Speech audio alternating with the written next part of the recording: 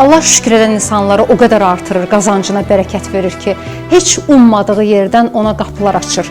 Şükür etməyin faydasını, dadını bilən insan şükür etməkdən əl çəkə bilmir. Və insan gün ərzində qeyri-ixtiyarı əlin göyə qalxır, Allah Taala'nın göndərdiyi hər balaca nemətə görə, ruzuya görə, sənə olunan xırda yaxşılığa görə belə deyirsən ki, sənə sonsuz şükürlər olsun.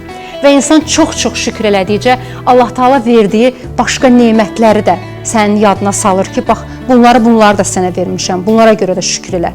Allah özü açır səndə onu, özü açmasa mümkünsüzdür.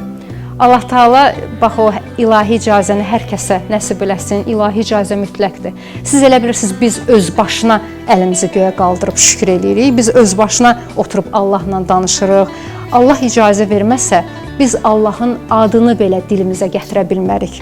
Elə insanlar var ki, Allah Taala bilirsiniz onlara nələr verib, amma bir dənə əlin göyə qaldırıb şükür eləyə bilmir. Çünki o icazə hələ o insana verilməyib.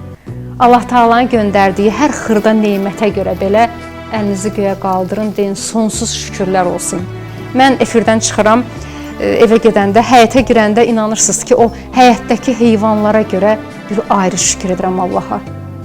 O həyətdəki xoruzun banları